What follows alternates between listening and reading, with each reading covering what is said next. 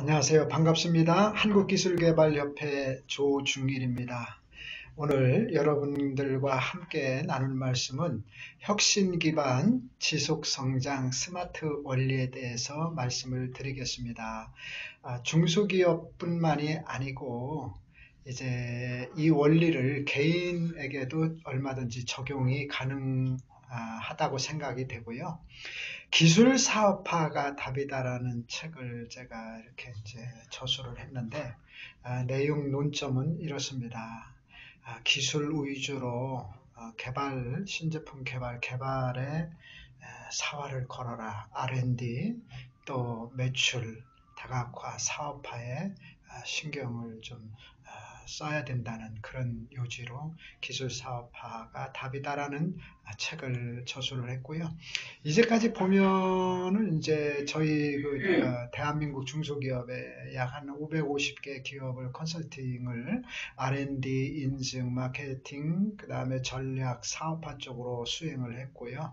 또 나름대로는 강의 및 평가에 열심히 활동을 하고 있습니다. 오늘 스마트 원리, 그래서 SMART 이런 순서대로 어떻게 하면은 중소기업에서 지속성장을 가져올 수 있을까? 또 이것을 서두에 말씀드렸듯이 내 개인에 적용한다면 무엇을 적용할 수 있을까라는 부분에서 한번 살펴보도록 그렇게 하겠습니다. 스마트 원리 첫 번째는 S입니다. S. 이거는 이제 지속성장을 하려면 뭔가 탁월한 것이 있어야 된다는 거죠. 그 가운데에 6가지 하위 요소를 이렇게 살펴볼 수가 있는데, 그 가운데에 가장 요즘에 핫하게 뜨고 있는 것이 협력입니다. 그래서 콜라보레이션이 가장 이렇게 중시되고 있는데요. 이것은 개인도 마찬가지고 기업도 마찬가지입니다.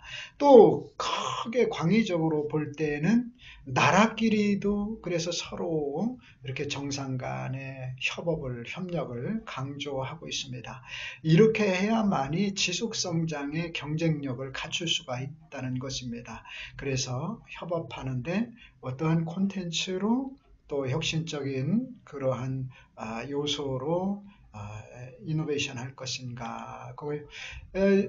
얼마 전에 이렇게 보니까 이런 기사를 접한 적이 있습니다.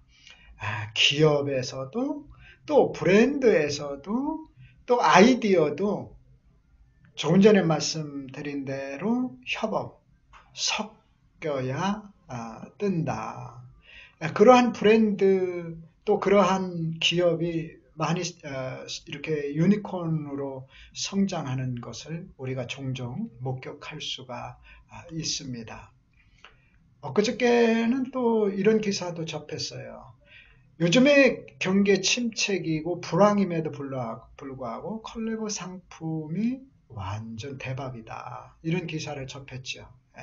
그래서 서로 적과의 동침이라는 그런 표현도 있습니다만은 이제 경쟁사에 있었는데 그 영역을 뛰어넘어서 서로가 이렇게 장점을 결합하고 그래서 협업하고 협력해서 어떤 컬래버 시너지를 낼 수 있다는 것. 이럴 때에 더욱더 경쟁력이 극대화된다.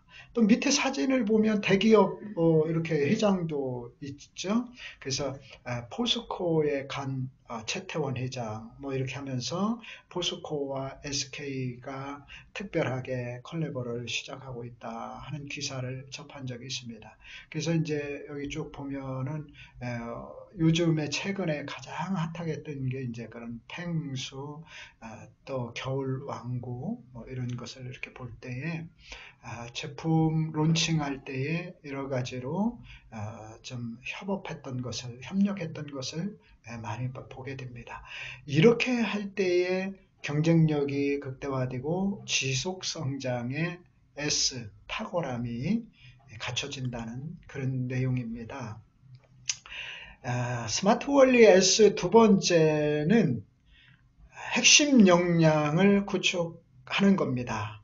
우리 기업의 고유의 어떤 히든 카드, 역량, 주 무기가 무엇인가 이것을 이제 꼽고 있지요. 그렇게 할 때에 그 기업이 고용 컨선 지속 성장할 수 있는 밑바탕으로 자리 잡게 된다는 겁니다. 그게 어떠한 가치입니까? 어떠한 의소성입니까? 아니면 전혀 경쟁업체에 에서도 모방이 불가능한 그런 그것은 이제 주로 이제 아, 어떤 한 사람 한 사람 개인 역량을 뛰어넘어서 조직의 문화가 될 수도 있고요. 그 다음에 그런 어떠한 아주 고유의 세계적인 월드 스펙에 가까운 그런 기술일 수도 있고요. 그러한 핵심 역량, 여기에서는 이제 경영에서의 핵심 역량을 말씀을 드리는 겁니다. 그래서 그러한 사람이 뭐곧 먼저다. 또 세계적인 글로벌 인재를 우리 회사로 영입한다. 이런 뉴스도 간혹 우리가 이렇게 접할 때 있는 걸 보게 되는데 그러한 그 회사의 역량, 또 가치, 또 문화, 그러한 철학 이런 것이 녹아졌을 때에 지속성장의 밑바탕이 된다는 겁니다. 이것을 이제 개인에게도 적용한다고 그러면 정말로 나 개인, 나만의 과연 이런 무기가 어떤 건가, 또 나만의 고유 역량은 무엇인가 이렇게 돌이켜볼 필요도 있지요. 두 번째는 이제 S, 그 다음에 M. M은 이제 여기서 보면은 이제 먼저 제가 기업가 정신을 이렇게 꼽았는데요.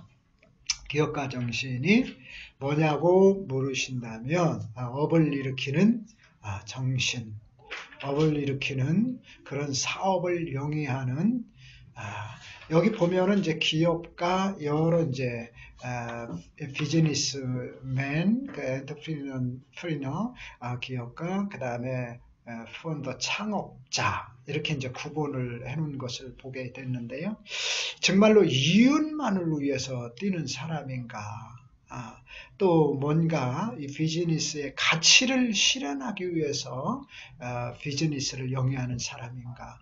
그래서 어떠한 마인드, 생각을 목표 지향을 하고 있는가를 말씀을 드리는 겁니다. 전에 이렇게 보면은 우리나라에는 혁신을 하고 있지만 우리나라 그 코스피 시가총액 전체가 애플이라는 한 회사와 이렇게 이제 비교당하고 오히려 추월당한 이런 시점에 있다. 그런데 사실상은 지금 중소기업을 비롯해서 얼마나 힘들어합니까? 소상공인은 뭐 물론이고요.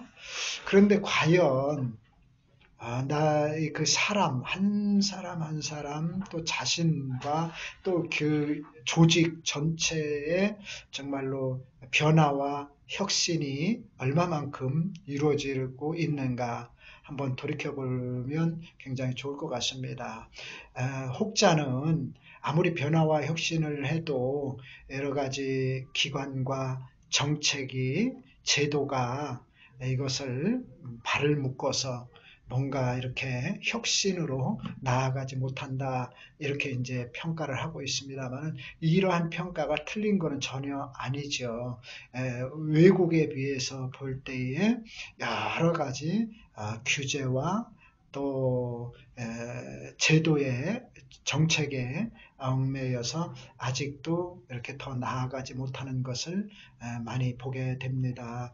그럴수록 지속성장의 스마트 원리 두 번째 그 M은 우리가 그러한 변화와 혁신을 나타내고 있습니다.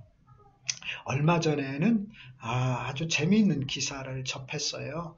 손흥민 선수가 뛰고 있는 토트넘 허스퍼 그 이제 축구장이 올해 개관을 했는데 여기 보면은 건물 관리 소프트웨어가 시간당 6만 번을 시스템을 검사를 한다. 그래서 여러 가지 IoT 접목한 그러한 센서와 그렇게 해서 조명과 그런 온도를 자동 조절을 해서 시간당 6만 번이라는 것은 아주 획기적이죠. 그래서 이러한 아주 첨단 축구 경기장을 어디에서 이제 건설했는가? 슈나이더 일렉트릭이라고 하는 세계적인 이제 그 업체인데요. 여기가 이제 벌써 창업에 183년이 됐는데 그 183년이 됐음에도 불구하고 여기에 CEO는 변화하지 않으면 미래도 없다. 이것을 주장하고 있어요. 그래서 지속성장 스마트 원리의 두 번째 마인드에서 그런 변화와 혁신을 그렇게 강조하고 있습니다. 이 기업은 스마트 팩토리의 아주 세계적인 그런 선도 기업이면서 이제까지 한 70개 업체를 M&A로 해서 지속적인 변화와 혁신, 연구 개발에 사활을 걸고 있습니다. 이러한 기업도 이제 다시 한번 스타팅 라인에 서야 되겠다, 출발해야 되겠다 하는 이런 이제 CEO의 철학을 한번 접한 적이 있습니다. 이게 스마트 원리 지속 성장의 두 번째 마인드입니다. 세 번째는 이제 액션입니다. A입니다. 다섯 가지의 실행 능력을 한번 살펴보도록 하겠습니다. 그래서 자기 자신의 고유한 그 라이프 스타일이 어떻게 결정이 되는가, 또 어떻게 끌고 가는가. 그래서 이제 여기도 보면은 목표 달성, 목표도 중요하지만은 강점을 바탕으로 성과를 낸다 하는 그런 실행 능력으로 이제 2019년이 점점 이제 저물어가고 있는데 2020년을 맞이하면서 우리 대한민국 사람들은 특히 이렇게 이제 조삼, 모사, 그 다음에 작심, 삼일, 이런 문구들을 많이 이렇게 익숙하게 하고 있는데 본인들이 또 아니면 우리 기업에서 지향하고자 하는 그런 목표와 철학이 얼마나 강점을 바탕으로 지속적으로 변화와 혁신을 가져올 뿐만이 아니라 실행에 옮기는가에 따라서 그런 결과 퍼포먼스는 엄청난 차이가 난다고 볼 수가 있겠습니다. 그래서 지금 말씀드리고 강조한 것처럼 실행하면 현실이 된다. 그래서 우리가 그러한 여러 가지 지속성장의 스마트 원리 이런 것 말고도 우리가 이런 비전을 구체화시키기 위해서 계획할 적에도 스마트 원리를 또 적용하는 것을 볼 수가 있습니다. 반드시 D-Day가 언제인가 기간을 정해놓고 우리가 총력전으로 열정을 기울여야 된다는 것이죠. 첫 번째 그 지속성장의 S 스페시피시티에서 그 탁월함을 강조할 때에 특별히 경영 쪽도 제가 말씀을 드렸는데요. 여기 이렇게 이제 또 리소스 이 부분에서도 경영 자원을 어떻게 하면은 한 곳으로 모을 수가 있을까? 또 여기서도 콜라보처럼 새로운 외부의 파트너와 어떻게 서로 협업을 도출할 것인가? 이런 거에 따라서 성과가 좌우되고 지속성장의 밑바탕 기본 원리가 자리 잡을 수 있다고 말씀을 드리겠습니다. 그래서 여러 가지 경영 자원, 경영 요소를 이렇게 트랜스포메이션 프로세스에 변환해서 퍼포먼스로 그래서 적어도 우리의 자원 그런 것이 기술입니까? 인력입니까? 노동입니까? 자본입니까? 그러한 브랜드와 파트너와 마케팅을 믹싱해서 그런 성과를 낼 수 있다는 거 이것이 리소스고요. 그 다음에 리소스 또 세 번째로는 우리가 이제 여러 가지 경영 자원을 또 살펴볼 수가 있는데 그 가운데 이제 전략도 이제까지 그 마인드에서 가치관을 강조를 했다고 그런다면 또 경영자원 활동을 탁월함에서 강조했다고 한다면 이제는 이제 그러한 자양분이 될 수 있는 그런 능력과 그 다음에 전략으로 그래서 어떤 타겟으로 한 곳으로 모아서 집중할 수 있는 이러한 하드웨어, 소프트웨어적인 이런 것도 한번 돌이켜 봐야 된다. 그래야만이 지속 성장에 가능할 수가 있다 하는 것을 말씀을 드리고요.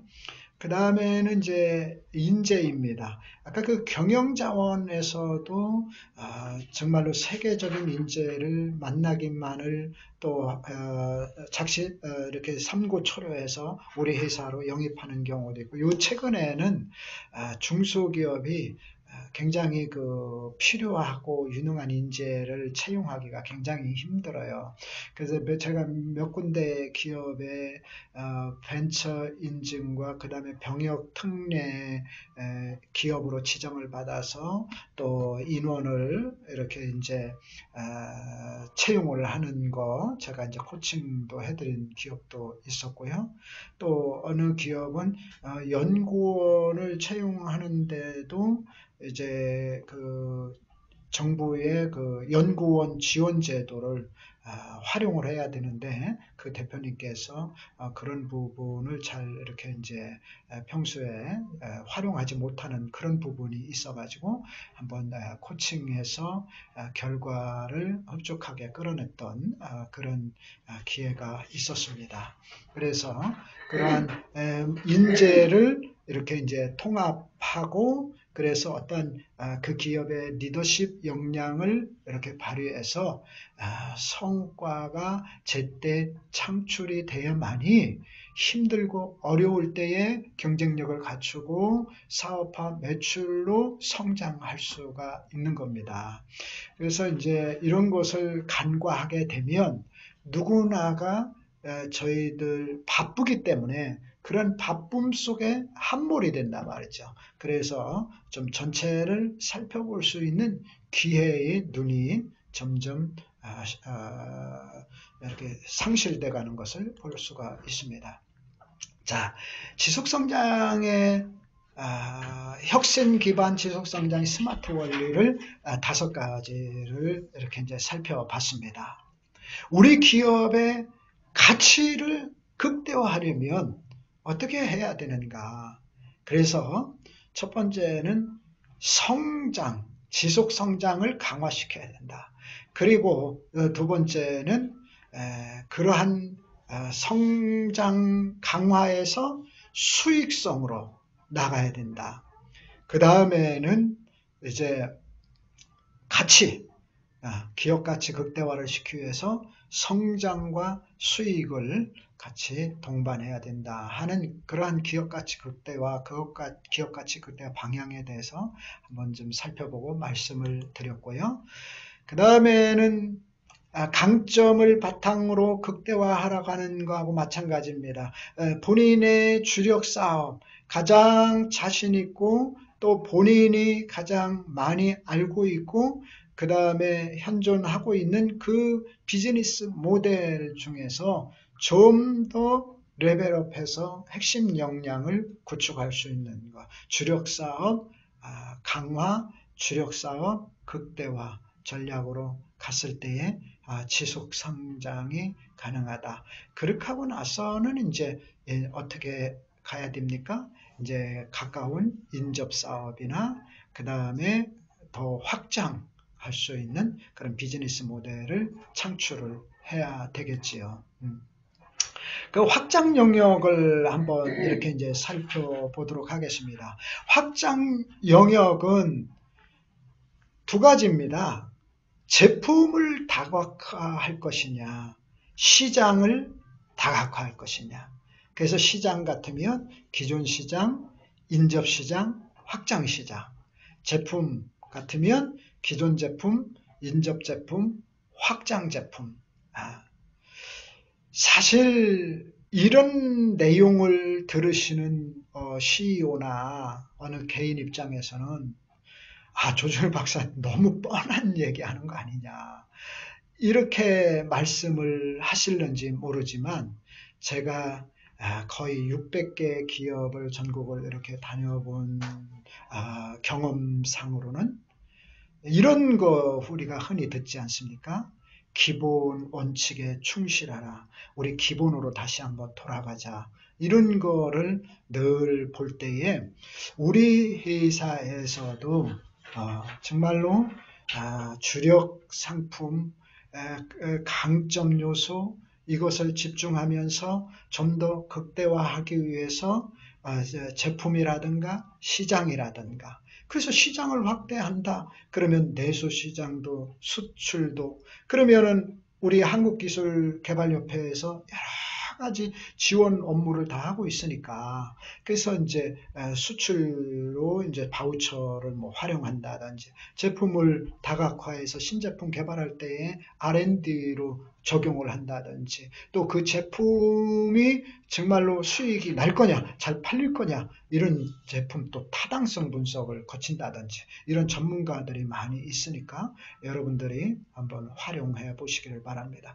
또 중소기업의 지속성장으로 이제 신규 사업 확장에서는 조금 전에도 말씀드렸습니다만은 기존 사업을 더욱더 안정화시키면서 이렇게 이제 성장 방향으로 나아가는 그런 것도 있지만은 신규 사업, 신사업 론칭을 할 때에 이제 그런 시장과 그런 제품을 어떻게 다각화할 것인가 여기에서는 이제 그런 타당성 분석이 꼭 필요하죠. 그래서 이제 그런 수익성 분석, 기술성 분석, 시장성 분석 이런 것을 한 다음에 그걸 기초 토대로 나아갈 때에 우리 기업에서 좀 더 효율적인 지속성장에 다가갈 수 있다 하는 것을 말씀을 드립니다.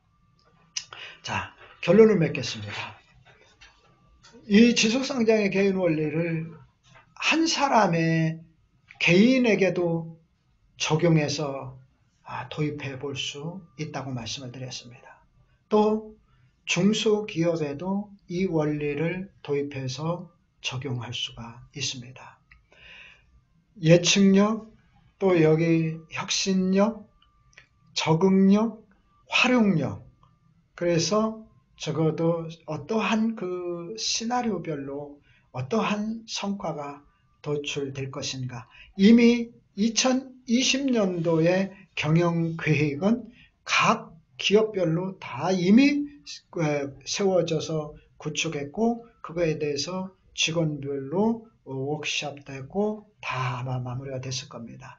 그래서 다가오는 2020년도에는 우리 기업이 좀 더 경쟁력을 가지고 지속성장에 나아가서 대한민국의 히든 기업으로 글로벌 강소기업으로 자리매김할 수 있기를 기원 드리면서 저희 강의를 들어주셔서 감사드리고 항상 한국기술개발협회는 문을 활짝 열어놨으니 문의사항이 있으면 얼마든지 문의해 주시면 감사하겠습니다.